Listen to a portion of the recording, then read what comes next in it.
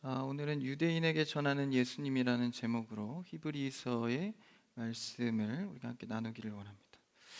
그 전에 광고가 좀 있네요.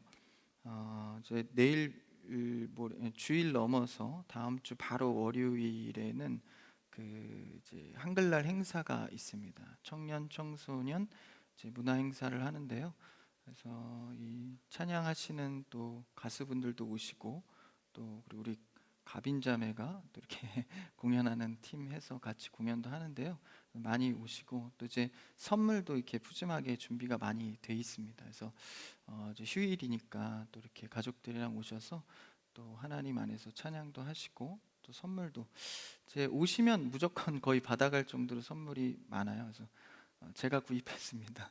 제가 이제 이렇게 팀하고 구입을 했는데 좋은 물건들이 많습니다. 그래서 꼭 청년 청소년에게도 좋은 물건이지만 꼭 아니어도 많은 상품들이 준비되어 있으니까 여러분들 오셔서 또 은혜의 시간 되시기를 바랍니다. 이게 청년부 광고긴 한데 정년부에게도 포함되는 내용인데 이번 주 주일에 바자회가 있습니다. 그래서 저희가 좀 많이 준비했거든요. 청년들이 그래서 부족하지만 이렇게 여러분들 오셔서 또 선교와 또 교제의 은혜에 참여해서 주일날 3시 반이거든요. 그래서 많이 참여해 주시면 좋을 것 같고 그 한글날 행사 제가 시간을 말씀 안 드렸죠. 한 2시인가요? 한 2시죠. 2시입니다. 2시에 오시고 이제 행사 때 저희가 매주는 아니고 행사 때 능동초를 빌려서 이렇게 주차를 할 수 있게 됐어요. 참 은혜 감사한 일인데 또 능동초에서 협조해 주셔서 행사 때 이렇게 주차를 할 수 있을 것 같습니다. 그래서 여러분들이 또 행사 때는 거기 주차하시고 또 참여하시면 되겠습니다. 말씀으로 돌아와서 오늘 히브리서 1장의 말씀을 나누기를 원합니다. 이제 오늘은 좀 이렇게 많이 못 나갈 것 같아요. 왜냐하면 히브리서 처음 나가니까 앞에 서두에 그 개요를 좀 하고 말씀 짧게 이제 본문을 보도록 하겠습니다. 히브리서는 첫 번째로 누가 썼는지에 대한 부분이 불명확합니다. 히브리서는 이제 편지의 형식이기도 하지만 그 편지의 형식 안에는 설교문을 담고 있습니다. 겉면의 내용들을 담고 있기 때문에 또 그리고 편지라고 고집할 수만은 없는 것은 이 보통 바울 서신의 13권의 책을 보면 대부분 인사말로 시작을 합니다. 우리도 보통 편지를 보낼 때 인사말을 쓰죠. 그래서 사도 바울도 그 인사말을 쓰고 또 대부분의 책에서는 사도된 바울 나 그리고 사도된 베드로 뭐 이렇게 저자를 밝히기 마련인데 편지 형식인 것도 인사말이 들어있지 않고 저자도 밝히고 있지 않습니다. 그런데 끝에 13장 끝에 가서는 문안 인사는 하지 않았지만 마지막 인사는 또 하고 있습니다. 그러니까 이제 편지 형식이긴 하나 그 안의 내용은 설교의 문을 담고 있습니다. 그래서 설교가 들어간 편지다라고 볼 수 있는데 그 저자를 밝히고 있지 않기 때문에 그 저자의 어떤 그 성향이나 색채를 쉽게 파악할 수는 없습니다. 근데 몇 가지 알 수 있는 사실은 이 히브리서 저자가 구약에 대한 제사법을 너무 잘 알고 있고 구약의 인물들을 계속해서 인용하고 있는 것을 볼 수 있습니다. 그래서 이는 구약의 성경과 구약의 제사법에 능통한 자다 이 정도를 알 수 있고 또 나아가서 이 구약의 내용을 통해서 지금 신약 시대로 넘어오지 않았습니까? 근데 예수 그리스도의 복음적인 내용을 구약의 내용을 잘 접목시켜서 구약과 신약이 그리스도 안에서 오류가 없다는 사실을 밝혀냅니다. 그러니까 이는 구약에 능통하면서 신학적으로도 능통한 자였다라는 것이죠. 그래서 우리는 흔히 생각할 때 히브리서 저자를 그럼 그 대표적인 바울이 아니겠느냐라고 할 수 있겠지만 그것과 다른 문체나 이 내용들을 담고 있기 때문에 또 마냥 바울이라고 볼 수 없는 것이죠. 그렇다면 그의 제자나 동역자였던 바나바나 아볼로 이런 사람들도 예측하지만 쉽게 결정을 할 수 있는 부분이 아닙니다. 베드로까지 저자가 아니겠느냐라는 얘기가 있지만 아직까지도 결론을 내리지 못한 것이 이 히브리서의 저자입니다. 누군진 모르지만 그래도 이 저자는 이 편지의 내용을 볼 때 성도와 목회자의 관점에서 목회적인 권면을 많이 하고 있습니다. 그럴 때에 이는 필히 목회자로서 아니면 성도들을 리더하는 리더로서의 관계라는 것을 쉽게 알 수 있습니다. 그래서 이러한 여러 가지 정황으로 이 히브리서에 어떤 내용을 담고 있는가, 바로 예수 그리스도의 어떠하심, 예수 그리스도의 기독론에 대해서 많은 내용을 할애해서 전달하고 있습니다. 그래서 서신서인지 설교문인지 정확치는 않지만 이 내용과 이 저자의 특성을 통해서 말씀의 내용을 보기를 원하는 것이죠.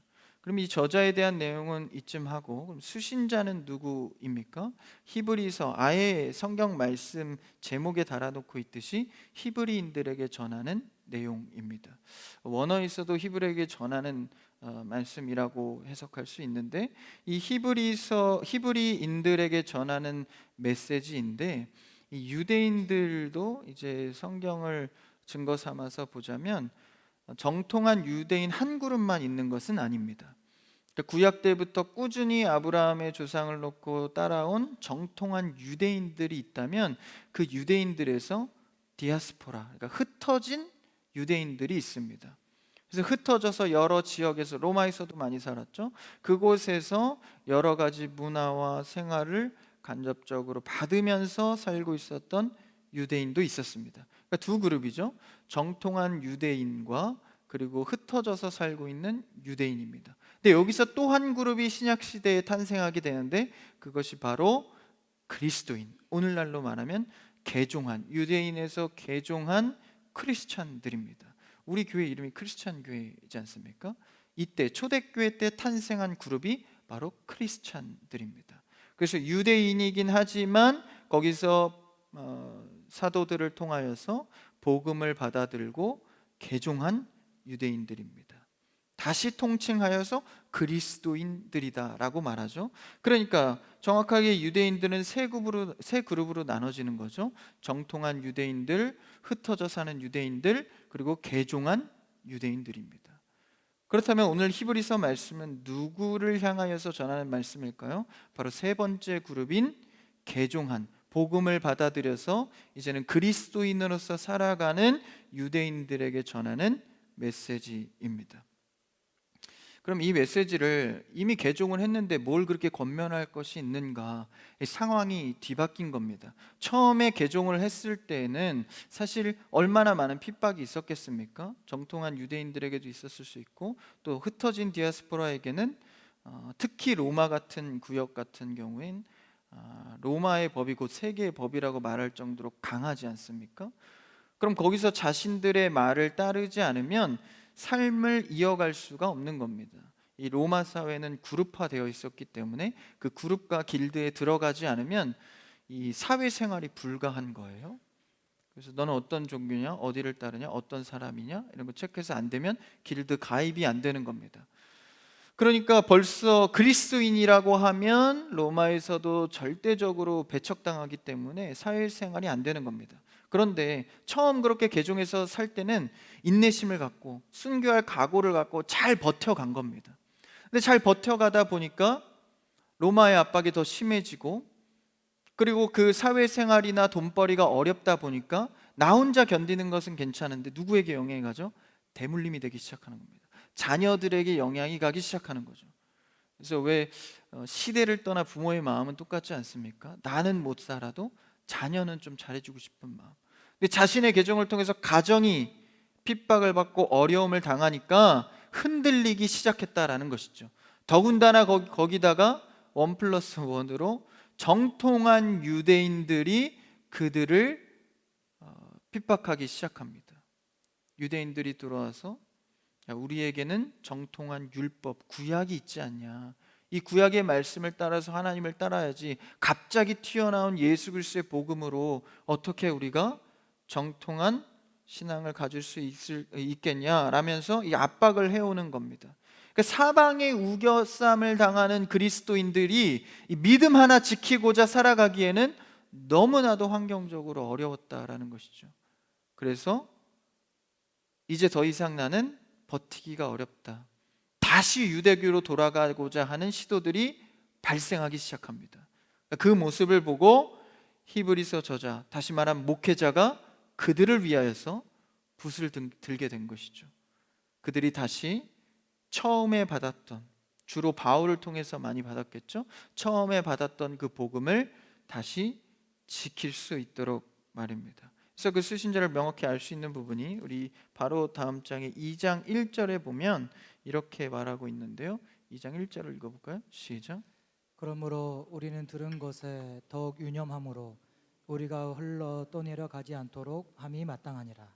들은 것이 무엇입니까? 바로 복음입니다. 처음에 들었던 그 복음을 유념하여서 흘러 떠내려가지 않도록, 다시 말하면 처음에 유대교로 다시 돌아가지 않도록 해야 한다는 것을 말하고 있는 것이죠. 이를 볼 때 이것은 그리스도인들, 유대인들이 복음을 받아들고 개종한 그 사람들을 향하여 다시 한번 믿음을 잡기 위해서 말씀을 전하고 있는 것이죠. 그래서 이렇게 유대인들에게 권면하기 위한 책으로 히브리서는 쓰여졌습니다. 나아가서 이들의 실제적인 삶의 실천까지를 말해주고 있는 것이죠. 그러니까 1장부터 10장까지, 이게 13장까지 있는데 1장부터 10장까지는요 대부분 예수 그리스도는 누구신가를 설명해주고 있습니다. 그래서 우리도 왜 더 정확한 이 팩트를 가리기 위해선 진품, 진짜를 더 면밀하게 연구를 해봐야 되는 거죠. 가짜는 계속해서 발전되고 여러 가지 시도를 하지만 진짜는 시도할 것이 없습니다. 그대로가 진짜기 때문에. 그래서 이 히브리인들에게 전하는 이 저자도 다른 여러 가지보다도 예수 그리스도가 얼마나 위대하시고 구약에서 말한 메시아가 왜 그리스도이신지를 설명해 주고 있는 것입니다. 그래서 1세대 그리스도인들의 이 견딤, 이것을 통하여서 오늘날 우리가 이 히브리서를 접할 때 흔들리고 있는 믿음, 시대 속에서 기독교가 종교를 넘어 진리로 서기에 어려운 시대 상황들, 이런 것들을 히브리서를 통해서 다시 한번 믿음을 붙잡게 되는 것이죠. 그러니까 시대만 다르지 사실 1세대 크리스천과 우리는 영적으로 비슷한 처지에 놓여 있습니다. 그럴 때에 항상 먼저 된 신앙의 선배들이 있었기 때문에 우리가 그 신앙을 유지할 수 있는 것이 많이 있습니다. 1세대 크리스찬도요 이런 압박 속에서도 믿음을 지켜간 것입니다. 뭐 하나 붙들고요? 말씀 붙들고. 당시에는 말씀이 완성되어 있지 않았기 때문에 구약의 말씀과 이런 서신서들을 통해서 믿음을 붙잡고 살아간 것이죠.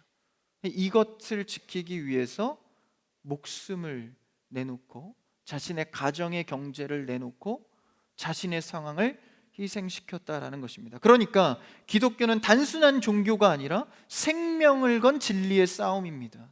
그래서 이 1세대 크리스찬들이 개종의 위기 속에서도 다시 복음, 이런 히브리서 말씀을 통하여서 목숨을 건 사투를 하게 된 것이죠. 그럼 다음 세대들이 어떻습니까? 조금 더 편하게 복음을 접할 수 있는 것이죠. 오늘날 우리도 대한민국 사회도 그렇지 않습니까? 대한민국 사회도요 일제부터, 우리가 일제시대부터 복음이 들어오기 시작했죠. 그때의 복음을 지키기 위해서 수많은 순교자들, 또 8, 90년대의 그 부흥운동을 통하여서 자신의 가정과 자녀들이 얼마나 주 앞에 기도했는지, 그 기도의 재산, 이런 수많은 역사를 통해서 오늘날의 우리가 그 신앙의 선진들을 통하여서 편한 신앙생활을 할 수 있게 된 것이죠. 아직도 북한의 지하교회나 여러 나라에서 복음을 접하기는 매우 어려운 곳도 많습니다.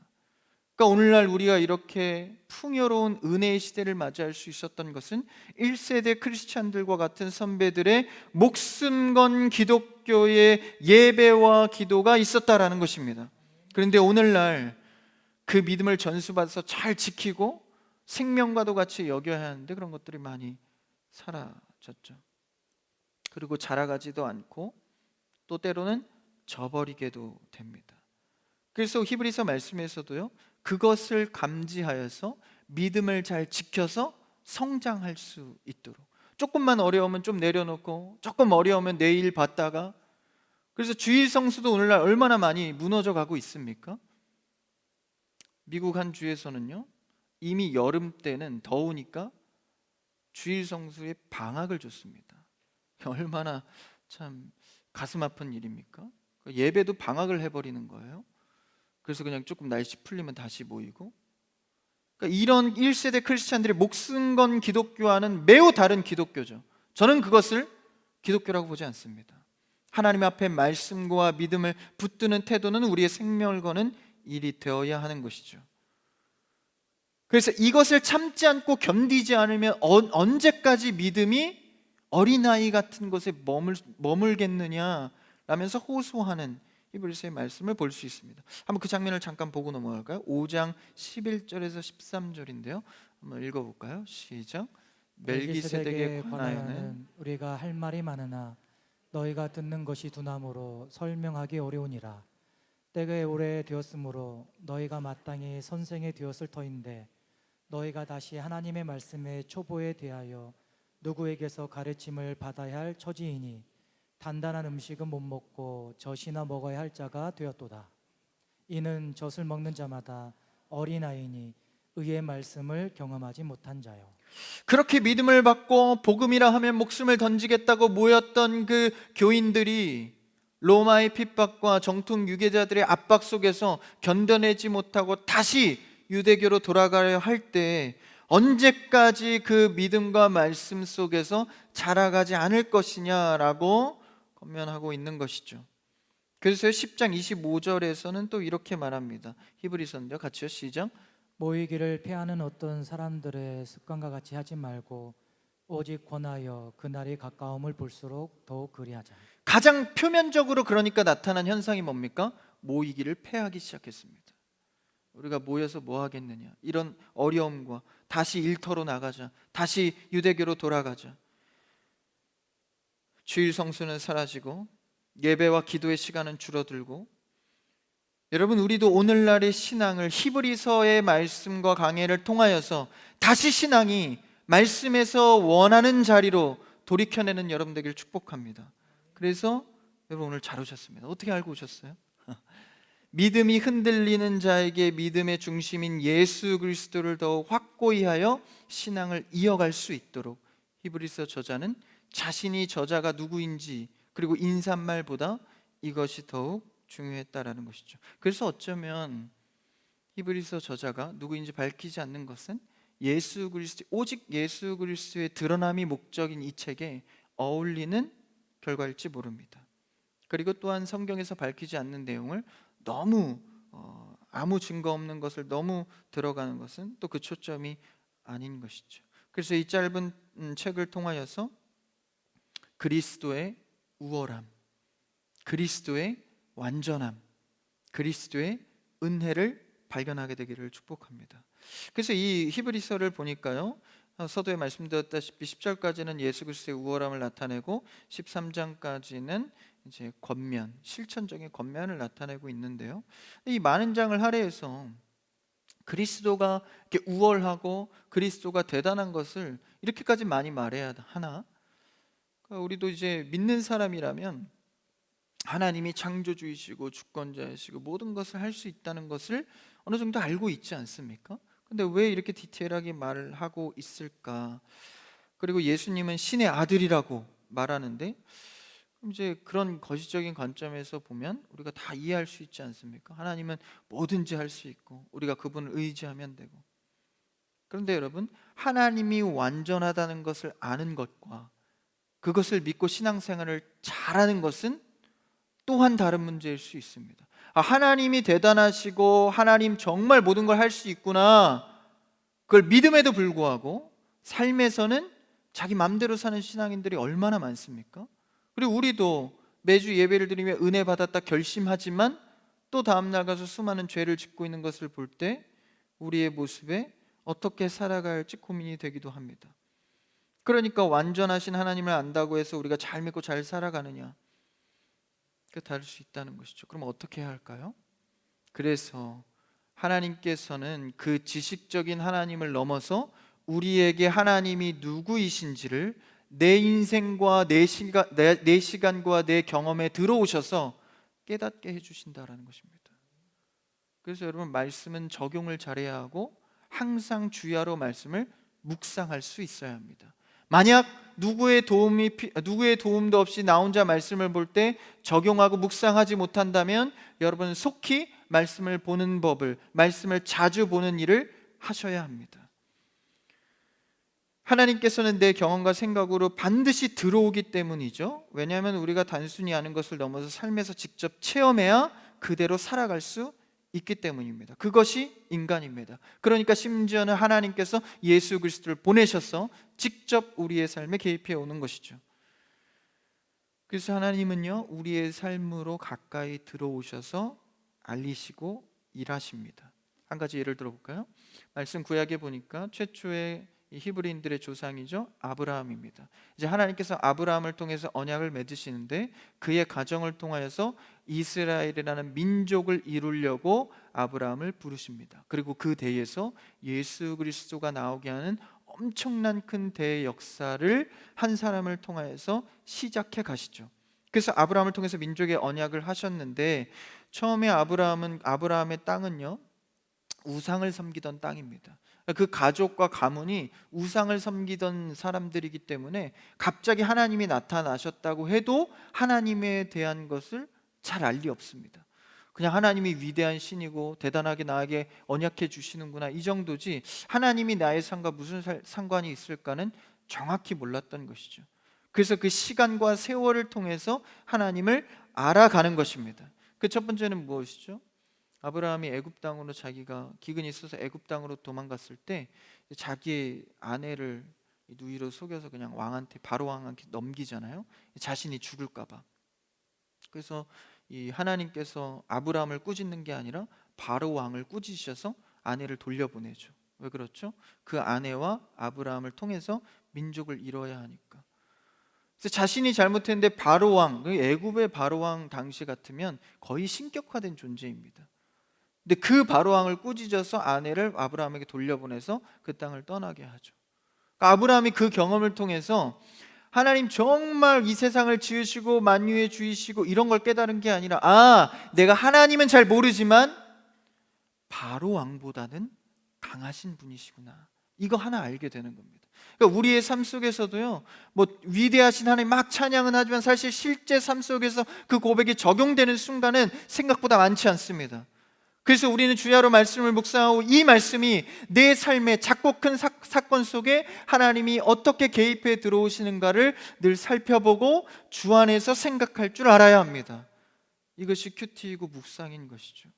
그랬을 때, 하나님은 병든 자를 고치시는구나. 하나님은 내가 돈이 없을 때에도 나의 필요를 채우시는 분이구나. 내 자녀가 아프고 힘들게 하지만 결국은 승리케 하시는 분이구나라는 것을 삶에서 깨달아가게 하십니다. 그래서 결론을 어디로 이끄시죠? 하나님은 이러한 분이시구나, 우리가 깨닫게 되는 것이죠. 그래서 하나님은 우리의 삶으로 들어오셔서 알게 하십니다. 그래서 예수 그리스도의 우월함을 구약을 빗대어서 계속해서 구약의 말씀과 구약의 인물들을 통해서 이 개종한 유대인들에게 알려주고 있는 것이죠. 그래서 우리도 삶에서 하나님께서 나에게 하신 것을 통해서 주님이 어떤 분이신지를 깨닫고 신앙생활을 올바르게 이어가는 여러분 되기를 축복합니다. 그래서 천사보다 선지자보다 우월하다, 뭐 천사보다 선지자보다 우월한 거 당연한 거 아닙니까? 하나님과 예수님이. 근데도 이런 표현을 계속해서 하는 거죠. 유대교에게 익숙한 그런 문화와 역사를 끄집어내서 설명하고 비교급으로 소개하고 있는 것입니다. 말씀을 아무리 잘 전달하고 말씀을 아무리 잘 이해했어도 삶에서 하나님이 어떻게 나한테 역사하시는가를 체험해야 하나님을 알아갈 수 있습니다. 그래서 이러한 예수님이 어떠하심을 오늘 말씀에서 짧게 보기 원하는데요, 1절을 한번 읽어볼까요? 오늘 본문입니다. 시작. 옛적의 선지자들을 통하여 여러 부분과 여러 모양으로 우리 조상들에게 말씀하신 하나님이, 계속해서 하나님이 옛적에 말씀하신 겁니다. 예수 그리스도에 대해서 말이죠. 그럼 옛적에라고 말할 때는 뭐 옛날 옛적, 뭐 추상적인 옛날의 모든 것을 통칭하는 것이 아니라 바로 구약 시대를 말하는 것입니다. 특정한 이 구약 시대를 통해서 선지자들 시대, 그러니까 하나님께서 한 사람을 선택해서 시대마다 쓰임을 받죠. 뭐 예레미야나 이사야나 모세나 이런 사람들을 통해서 하나님께서 뭐 하셨다는 거 1절을 좀 띄워주시면 좋겠어요. 1절에서 여러 부분과 모양으로 말씀하셨다. 그러니까 말씀하셨다라는 것은 계시하셨다라는 것이죠. 근데 계시하셨다는 것이 단순히 그냥 정보를 전달해서 터득하고 깨닫게 되는 것이 아닙니다. 이 계시, 우리 기독교는 계시의 종교인데 말씀의 종교죠. 근데 그 말씀이요, 누구나 그냥 배우면 알게 되는 종교가 아닙니다. 그러니까 여타 다른 종교는요, 터득하면 됩니다. 그 말씀을 이 교전을 열심히 읽고 열심히 배우고 득도하면 그 종교의 어느 반열에 오를 수 있는 것이죠. 대부분의 종교들은 그렇습니다. 그런데 이 기독교 계시의 종교인 기독교는요, 완전 다릅니다. 다른 종교들은 출발이 인간으로부터 출발하지만 기독교는 철저하게 하나님으로부터 출발합니다. 그러니까 내가 복음을 받아들일 수 있는 것도 하나님으로부터, 이 복음을 주신 이도 하나님으로부터. 그러니까 내가 할 수 있는 공로는 전혀 없는 것이죠. 제가 읽고 깨달았는데요, 그렇지 않습니다. 여러분, 이 성경의 수많은 기적과 말도 안 되는 얘기들을 어떻게 믿으십니까? 성령 하나님의 내 마음의 감동과 터치가 없으면 전적으로 이것은 믿을 수 있는 영역이 아닙니다. 그래서 기독교는 처음에 계시하신 분도 하나님이고, 계시가 뭡니까? 자신을 스스로 알리시는 거죠. 우리가 무엇이간데 한낱 이 초라한 인간의 언어로 자신을 드러내십니까? 이건 엄청난 낮아짐입니다. 하나님이 겨우 인간의 글로 나타나실 수 있는 분이 아닌데도 하나님은 나타나셔서 우리에게 글자로 알려주시죠.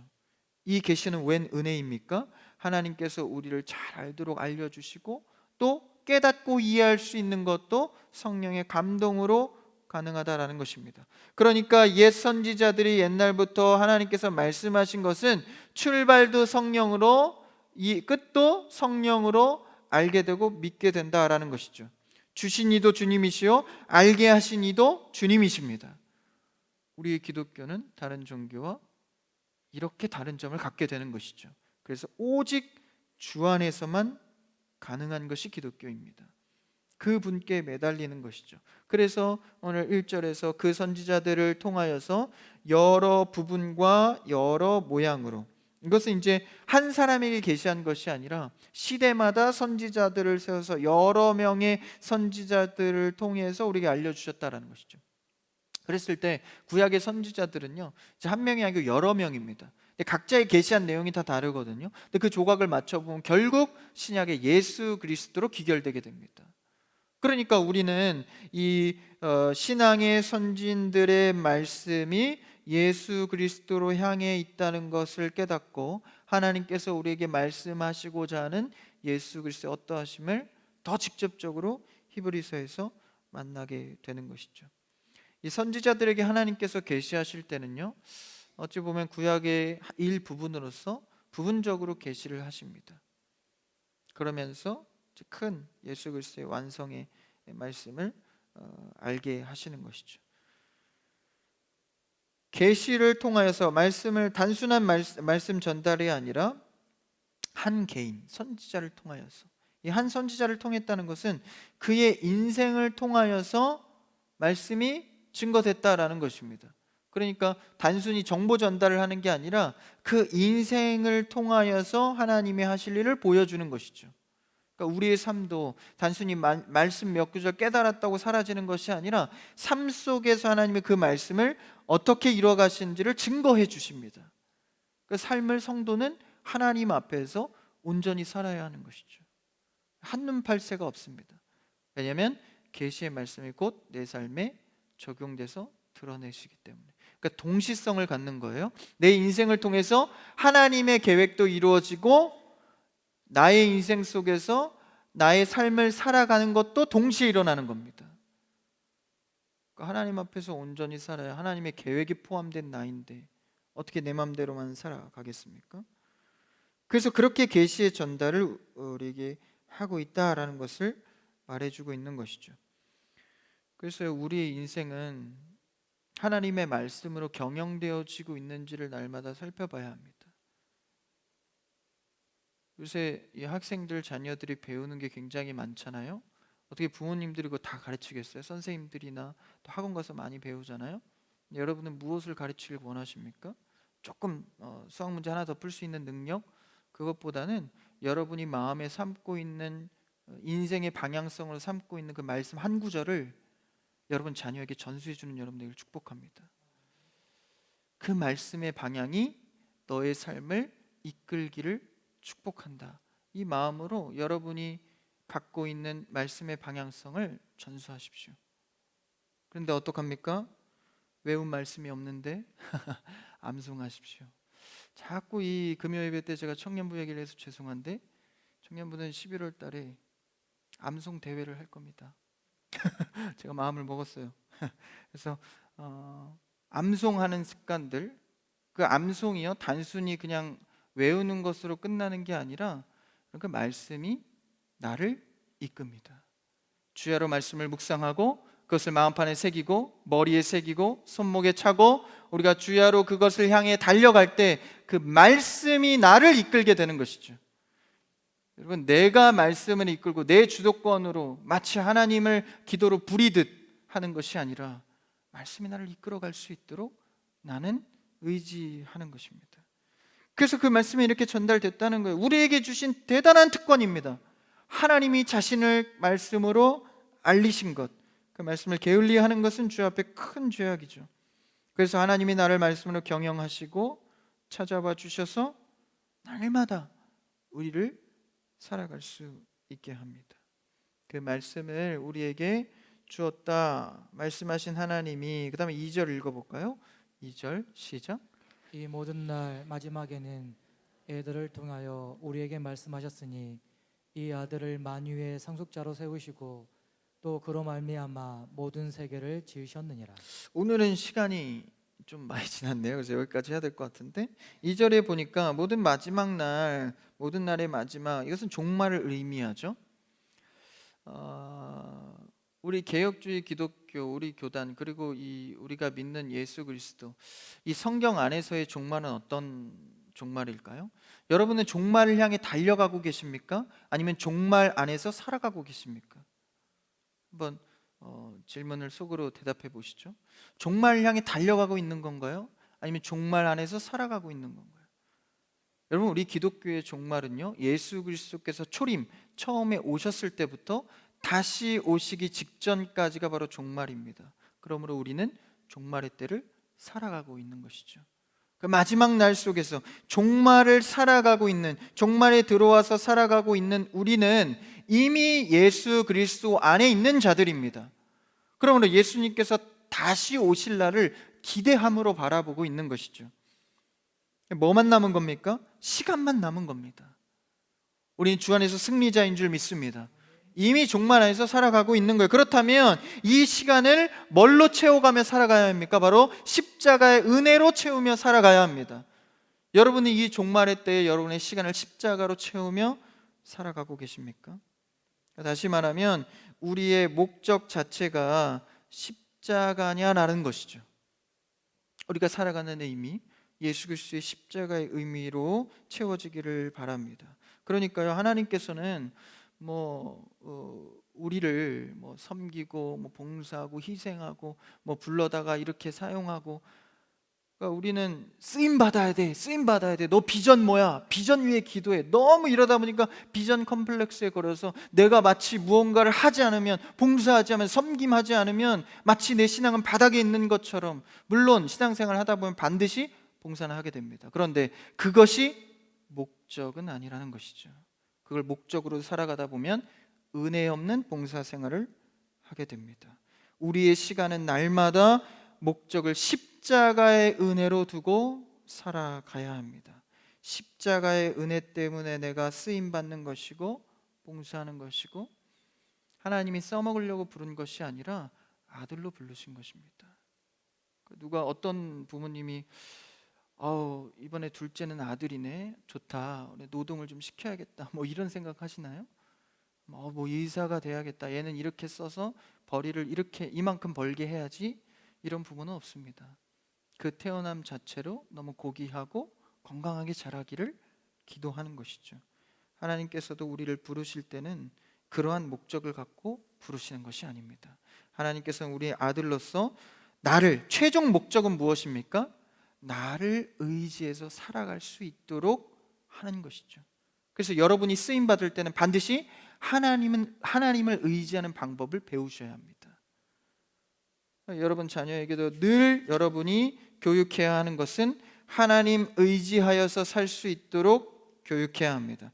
하나님 아니면 살아갈 수 없는 거구나를 깨닫게 해야 한다는 것이죠. 그거 못 깨달으면 언젠가 하나님이 부르셔도 응답하지 않는다면 크게 치셔서 부를 때가 있습니다. 그러지 않도록 우리는 늘 하나님 앞에 최종 목적이 하나님 없이 살 수 없는, 다시 말하면 십자가의 은혜의 목적을 두고 살아가야 합니다. 그래서 아들 그리스도 2절에 보니까요, 아들을 통하여 우리에게 말씀하셨다. 그렇죠? 아들을 통하여, 하나님은 아들을 통하여 우리에게 말씀하신 겁니다. 그러니까 모든 일의 말씀과 모든 일의 우리의 사역 가운데에는 예수 그리스도를 통하여 되어져야 합니다. 여러분이 하고 있는 사업과 가정과 개인과 관계 속에는요, 반드시 모든 업적이 예수 그리스도를 통하지 않으면 의미가 없습니다. 그날 마지막 날 주 앞에 섰을 때 그리스도를 통하여 한 일만 주님이 칭찬합니다. 여러분이 돈을 벌었든 자녀를 키웠든 무슨 일을 하였든 주 안에서 하지 않은 것은 계수되지 않습니다. 그러므로 우리가 무슨 일을 하든지 주 앞에 기도하고 하셔야 됩니다.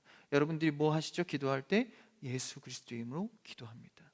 이 모든 기도의 제목을 주님께 의지합니다라는 표현입니다. 작은 일이든 큰 일이든 오늘 이 밤 주 앞에 예수 이름 의지하여 기도하는 여러분 되기를 축복합니다. 그래서 이 예수 그리스도를 우리에게 소개해 주고 있는 겁니다. 그래서 한 제목만 보면 2절에 뭐라고 소개해 주죠? 이 아들을 만유의 상속자로 세우셨다라고 우리에게 전합니다. 만유는요, 전 우주입니다. 이 땅, 지역을 넘어 세계, 세계를 넘어 지구, 지구를 넘어 우주 가운데, 그러니까 만유의 전 우주의 상속자가 되었다. 그러니까 모든 우주의 권한이 예수 그리스도께로 돌아갔다라는 표현이죠. 근데 이제 초 이성주의자들이, 그래서 뭐 그게 나랑 무슨 상관인데, 예수님이 그거 다 상속받은 거랑 나랑 무슨 상관인데, 뭐 이런 생각을 할 수 있겠습니다. 요새 말하면 이제 너 티니? 이렇게 말할 수 있는, 아니 나랑 무슨 상관이야? 예수님의 그 모든 우주를 상속받은 것과 정말 나와 상관이 없을까요? 예수님의 그리스도의 대속으로 우리는 어떻게 됐죠? 그분과 더불어 그분 안에 살아가게 됩니다. 그래서 뭐 삼으셨죠? 양자 삼으셨습니다. 하나님께서 예수 그리스도의 대속을 통하여서 그분과 더불어 살고 우리를 양자 삼으셔서 법인으로, 아예 법으로 제정하셔서 아들을 삼아 주셨으니 그분이 만유의 상속자가 되었다라는 것은 우리도 그 안에서 그 상속자의 은혜를 누린다라는 것입니다. 법적인 상속자로 인정을 받았기 때문입니다.